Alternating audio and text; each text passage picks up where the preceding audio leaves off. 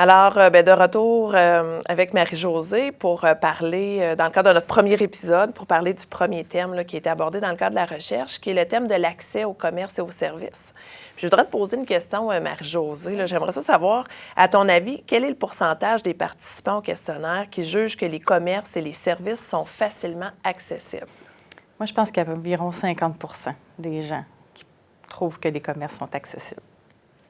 Bien, tu n'es pas loin de ce qu'on a obtenu comme résultat. En fait, il y a 46 des personnes qui ont répondu au questionnaire là, qui considèrent que les commerces et les services de Portneuf là, sont facilement accessibles. Les commentaires qu'on a reçus là, à ce sujet-là, c'est que la MRC de Portneuf est composée de plusieurs petites municipalités, puis que dans des petites municipalités, bien, les gens se connaissent. Hein? Ça peut être plus facile de jaser, d'obtenir de l'aide informelle, de solliciter du soutien en cas de besoin. Puis en même temps, un commentaire qui était dans le questionnaire aussi, c'est que bien qu'on reconnaisse la facilité de contact là, qui peut être aidante. En même temps, les gens disent qu'ils dépendent un peu de la bonne volonté hein, de leurs concitoyens, des gens dans les commerces, les services, puis que ce n'est pas à tout le monde nécessairement que ça tente ou qui ont le temps là, de les soutenir. Oui. Dirais-tu quelque chose à ce sujet-là? Au sujet, là, est-ce qu'il te viennent des commentaires? Bien, en fait, oui, je peux comprendre un peu, derrière l'accessibilité, il y a aussi le fait de toujours avoir à demander. Qui peut être déjà un peu plus lourd sur les épaules des personnes qui vivent en situation de handicap. Hein. Oui, c'est des petites villes. Oui, le monde se connaisse. C'est comme ça. C'est même des villages, là, parfois. Donc, c'est sûr que le côté humain, le côté entraide, le côté penser à son voisin est beaucoup plus là, effectivement. Je pense que ça vient jouer pour beaucoup, surtout peut-être même dans les régions un peu plus éloignées, dans les plus petits villages. Je parle de Saint-Alban, Saint-Uribe. On parle vraiment où il y a une petite municipalité. Là, je pense que l'entraide peut être facilitante là, pour l'accès. Très bien. Par ailleurs, bien, dans le questionnaire, comme dans les groupes de discussion et les entrevues, on a quand même répertorié beaucoup d'obstacles à l'accès. J'aimerais t'écouter, là, à ton avis, quels sont les principaux obstacles à l'accès là, des personnes aux services et au commerce? Oui, déjà, je pense que la rampe d'accès est les escaliers et rampes d'accès sont déjà un obstacle qui est sensiblement majeur. Puis ce qu'on entend souvent aussi, c'est les toilettes qui ne sont pas adaptées. Même si on peut rentrer dans le bâtiment, elle ne peut pas aller, la personne, avec son fauteuil roulant dans la toilette parce que la toilette n'est pas adaptée. Sinon, il y a les boutons poussoirs ou la porte qui s'ouvre du mauvais bord. Hein. Fait que ça, je pense que c'est les trois obstacles que nous, à la PHP, on entend souvent parler. Là. Bien, effectivement, il y a plusieurs personnes qui ont parlé des toilettes, qui ont dit que parfois, il y a des toilettes adaptées, mais en fait, qu'elles sont mal adaptées. Donc, on a l'impression qu'elles ont été adaptées à partir de normes qui n'étaient pas adéquates ou encore à partir d'une mauvaise connaissance des besoins. On a parlé aussi de la rampe, hein? Puis même, des fois, il y a une rampe d'accès, mais cette rampe-là, bien, je ne sais pas, elle se termine par un obstacle, etc. Donc, ça nous laisse l'idée que ce n'est pas parce qu'il y a une adaptation physique qui est offerte que la rampe est trop à pic aussi. Hein? Le dénivelé, des fois, est un peu trop grand. Ou même avec les portes automatiques. Hein? Des fois, les durées d'ouverture de la porte sont insuffisantes. Oui. Un autre enjeu qui a été répertorié, c'est le stationnement. Donc, est-ce qu'il y a des stationnements réservés? Puis, est-ce que les gens, là, les autres citoyens, respectent là, finalement les zones de stationnement réservées? Là, ça, c'était un élément qui était vraiment important.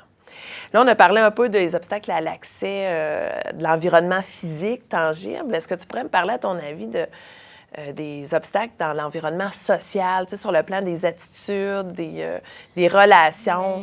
Bien, pendant la période de COVID, entre autres, hein, il y a eu beaucoup un roulement de personnel. Donc, les relations qui se sont créées avec les gens qui les connaissent bien, qui connaissent leur routine, bien, c'est des nouvelles personnes, des nouveaux liens à créer. Des fois, c'est pas systématique qu'ils connaissent la routine non plus. Donc, ça doit être un enjeu là, au niveau du côté humain ou, comme je disais tantôt, bien, d'avoir toujours à demander à quelqu'un pour venir nous aider, nous accompagner ou aller faire la commission à notre place.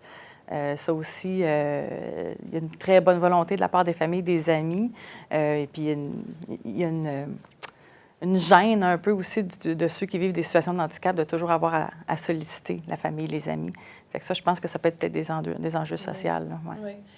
c'est intéressant sur ce dernier point-là, la question de l'individualisation, de la responsabilité, de l'inclusion, par rapport à la participation sociale des personnes en situation de handicap. Il y a beaucoup de poids qui repose sur leurs épaules, donc à ce niveau-là, là, de demander de l'aide, etc., puis de solliciter toujours des gens de l'entourage. On va en reparler à quelques reprises. Par rapport à l'environnement social, ce qu'on a vu, c'est que quelques personnes nous ont parlé d'attitudes un peu discriminatoires à leur égard.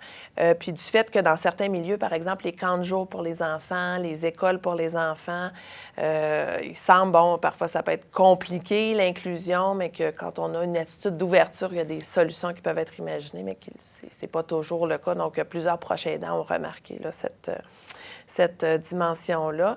Puis je voulais revenir peut-être à un aspect là, de l'environnement physique. Tu sais, on a parlé des adaptations qui peuvent être apportées. Certaines le sont de façon incomplète. Puis même des fois, j'ajouterais que les adaptations qui sont apportées peuvent avoir un effet paradoxal. Donc même aider des personnes qui ont différents types d'incapacités, puis en même temps handicaper d'autres types d'incapacités. Donc j'aimerais t'écouter à ce sujet-là. Oui, c'est pas nécessairement facile, effectivement, parce qu'il y a différents types de handicap.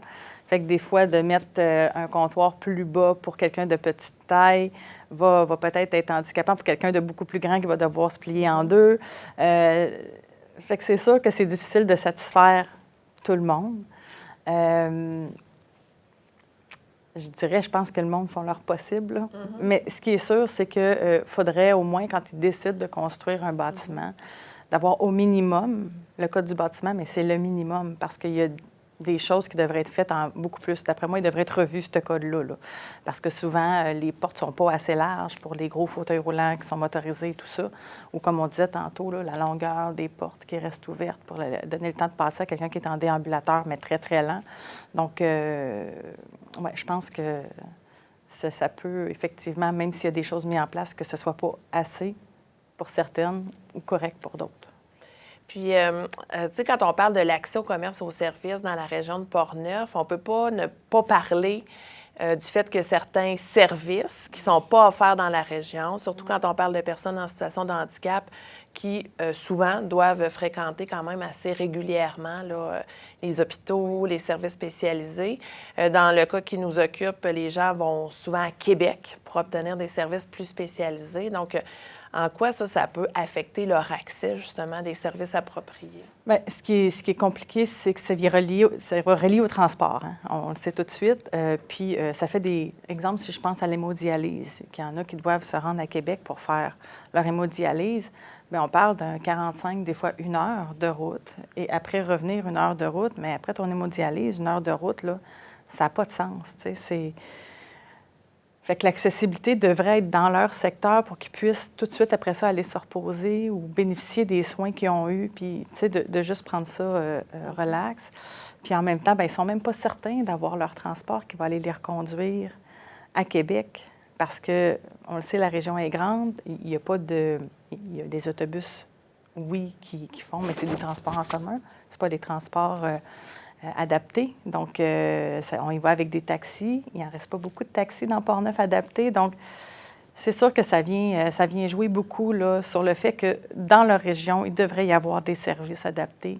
Il devrait y avoir un lève-personne pour faire des transferts de personnes pour les hémodialyses. Donc, je pense que des petites choses pourraient être faites et que ça améliorerait grandement le quotidien des gens qui en ont besoin.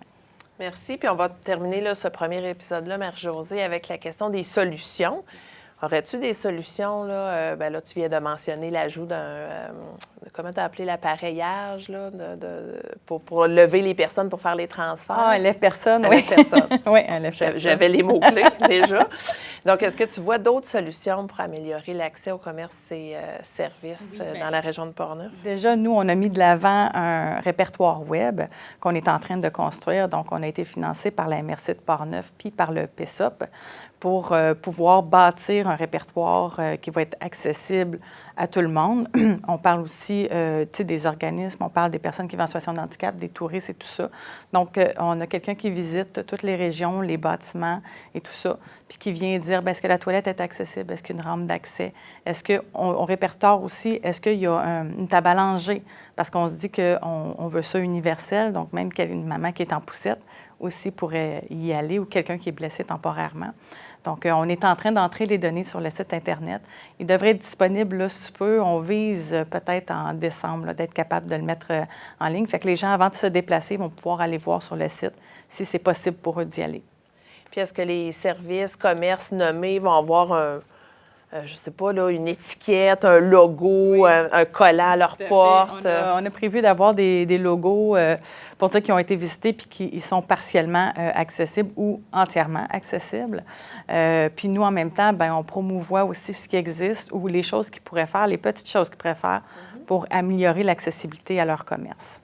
Très bien. Dans le cadre de la recherche, là, on a répertorié d'autres solutions qui ont été nommées. Donc, mieux faire connaître les programmes, par exemple, d'adaptation domiciliaire, d'adaptation des commerces, etc. Il y a des programmes qui existent, mais souvent, là, les propriétaires, les responsables de milieux ne les connaissent pas. Donc, ça pourrait être une option. Aussi, d'améliorer les services de livraison, pour des personnes qui ont des problèmes persistants dans leur déplacement pour sortir de chez elles, avoir accès au commerce, aux services. Et finalement, il y avait une idée relative à augmenter la présence, la visibilité des personnes en situation de handicap dans les commerces, les services, justement pour contribuer au changement de mentalité et au changement de pratique par rapport à leur inclusion, qu'elle soit plus présente, puis donc que ça devienne une habitude que celle d'une meilleure inclusion. Ce qui est intéressant dans les suggestions que vous avez proposées là, au niveau des subventions qui existent, là, ça fait partie aussi du travail de notre chargé de projet Thierry, qui, quand il va visiter un commerçant, on remet un dépliant des différentes subventions qui existent, soit au niveau de Kéroul, soit au niveau de la MRC, soit au niveau des instances gouvernementales. Là. Fait que nous aussi, on essaie de sensibiliser beaucoup là, pour dire il y a des choses qui existent pour vous aider à mettre votre commerce accessible. Bien, merci. Ça fait plaisir.